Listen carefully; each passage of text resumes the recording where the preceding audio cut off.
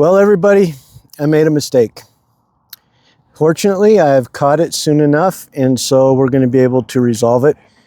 And it wasn't intentional. About a month ago, I decided I wanted to do something I wanted to do for years, which was start a YouTube channel. I always wondered what I wanted to start the channel about. And I love my dogs. And for a long time, I'm like, well, I want to start a channel about this, about that. Wanted to accomplish this, wanted to accomplish that. But none of them really gave me inspiration. So finally, I just said, you know what? I'm just going to start a YouTube channel about my dogs. Because I love my dogs. So I started one. And geez, it's been 3 weeks now. I have 350 subscribers. When I started off, I wanted to do long form content.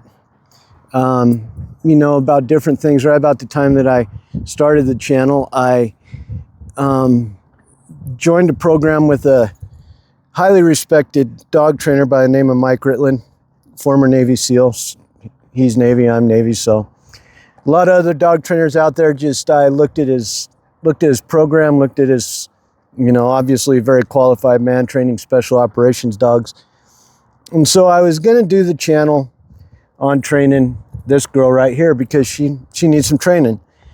And then I got into the shorts trap and I was having fun doing those. And then I got into the lives. And boy, that was a lot of fun to see people come in, talk with them, talk about the dogs, hear about their dogs. Oh, by the way, Mike, right there, Team Dog. Mike runs the program, Team Dog. He has food and stuff, top-notch stuff. The guys have already had some. But anyways, I got into the lives.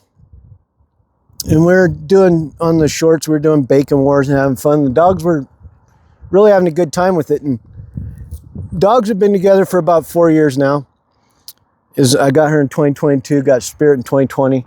And the dogs have always done great together. Well, when I started doing the lives, if you guys go back and look at some of the lives if you're interested, I'll always have Denali resting right down here on my lap.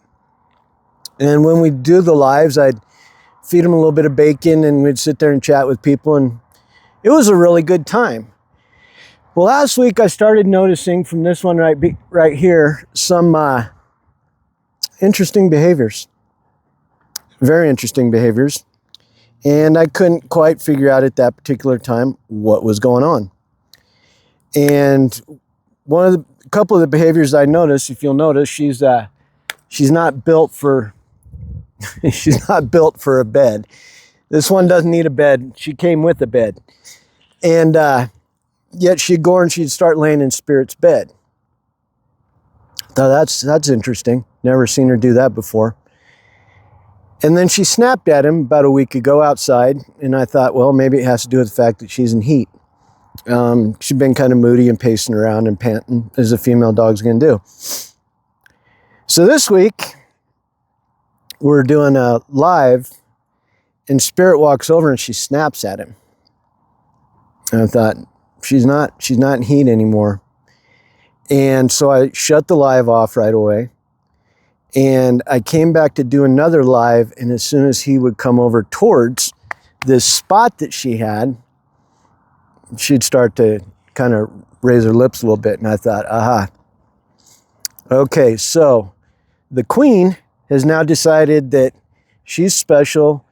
She has a spot in the spotlight, and she doesn't want to share it with Spirit anymore.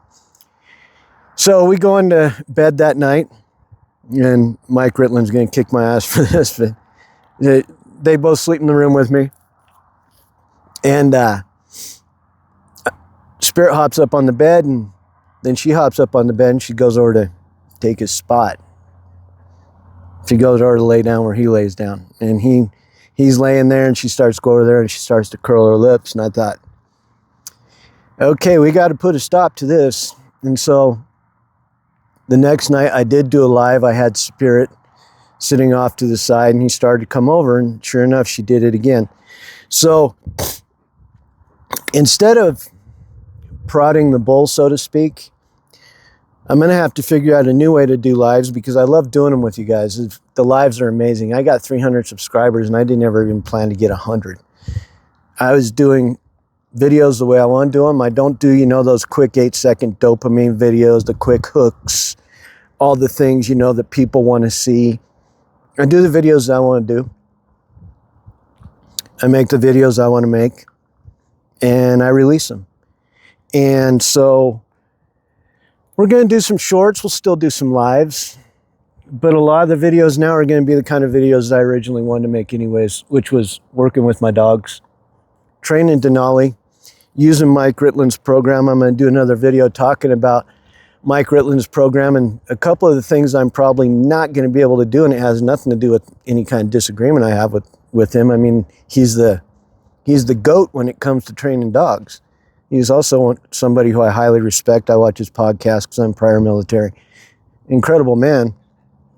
There's just some physical limitations with her as far as crating and stuff like that, but I'll go into them in another video. Just wanted to let you guys know right now that I did make a mistake. I didn't realize I was making a mistake. I caught the mistake, and now it's time to do the responsible thing. Keep these two separated, get her into a regimented or strict training protocol. And then once we have her, and I'll probably be doing it with Spirit too. Spirit's a little bit harder to train. And the reason is because what he went through as a puppy being born into a fighting ring.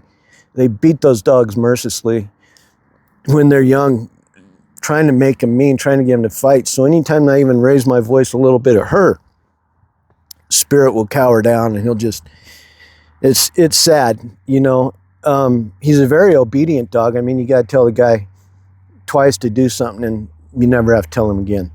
He's an incredible dog. But I would like to use Mike's program to work with him and train him as well, just to do it. He's an amazing dog, and I just want to do it with him. But I'd really like to do it with her, because with the Tibetan Mastiff, most of them, they're just kind of like, you know what, if I want to do it, if not, F you. Screw off.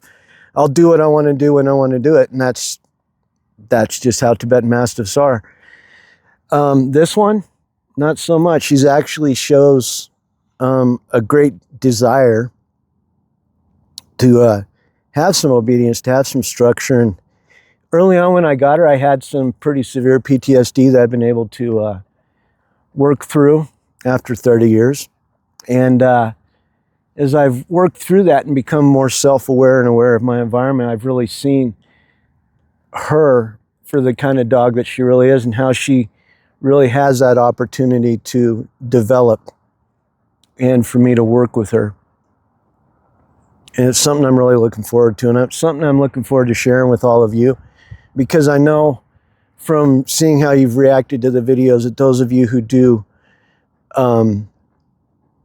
love this style of dog and appreciate her, you can really enjoy those videos, and I hope to make them something that you enjoy, but something that we're all able to learn from. And so thank you for listening. Thank you for being here. I look forward to making more of these videos, and I hope that people who find them enjoyable will stick around, ask questions in the comments, whatever it may be. And I'd like to give a shout out to Mike personally for his videos that I've watched, and for his company, Team Dog. They're a great group, and if you choose not to support Mike, support any good dog rescue or dog environment that helps dogs and animals. They're great people, and I could not do what they do. It takes a special kind of person to be that, who can be there for animals in the way that they are. So we'll look forward to seeing you more. I'm going to talk more about Mike's program in the next video, and then we're going to start doing all kinds of videos training her. We're going to be going to different places around the area where I live, so we won't be training at home, which is something that I have to say right up front, Mike probably doesn't agree with.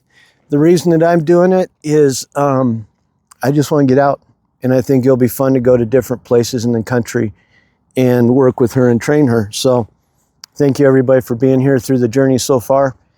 And you're amazing, and I look forward to spending more time with you all in the future. Have a great Thanksgiving. It's Thanksgiving Day 2025 today. So have a great rest of your day, and your holiday as well, and we'll see you soon. Bye-bye.